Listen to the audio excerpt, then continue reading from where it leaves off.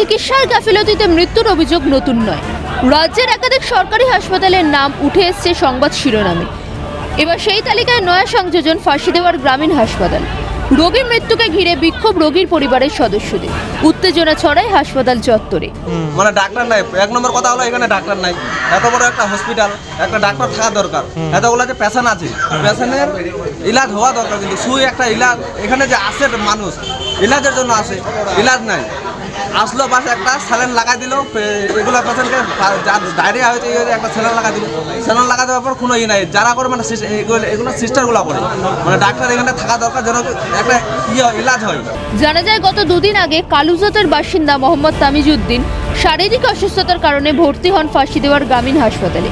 এরপরে বৃহস্পতিবার সকালে মৃত্যু হয় বছর 72-এর তামিজউদ্দিনের। গত দুদিন ধরে বিনা চিকিৎসায় ফেলে রাখার কারণে মৃত্যু হয়েছে বলে অভিযোগ রোগীর পরিবারের সদস্যদের। চিকিৎসার গাফিলতিতে মৃত্যুর অভিযোগ তুলে বিক্ষোভ দেখাতে থাকে মৃতের পরিবারের সদস্যরা। যদিও অভিযোগ অস্বীকার করে হার্ট অ্যাটাকের কারণে মৃত্যু হয়েছে বলে দাবি ব্লক স্বাস্থ্য আধিকারিকের। শ্বশুরের পরশু দিনে রাতেরবেলা পাতলা পায়খানা হয়েছিল, রাত 2টার সময় আনা হয়েছে। এই 2টার সময় আনার পরে এখানে আছে শুধু খালি স্যালাইন দিচ্ছে। ডাক্তার আজ পর্যন্ত এই যে মারা গেল, এখনো পেশেন্টের কাছে ডাক্তার আসে নাই।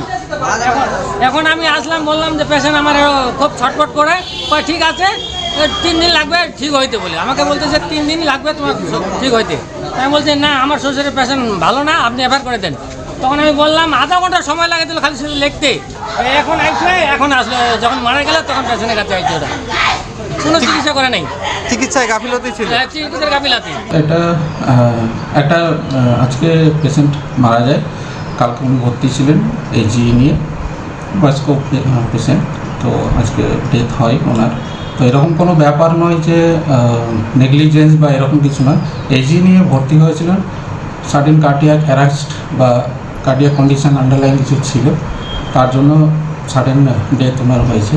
পরিস্থিতি সামাল দিতে ঘটনাস্থলে পৌঁছায় ফাঁসি দেওয়া থানার বিশাল পুলিশ বাহিনী।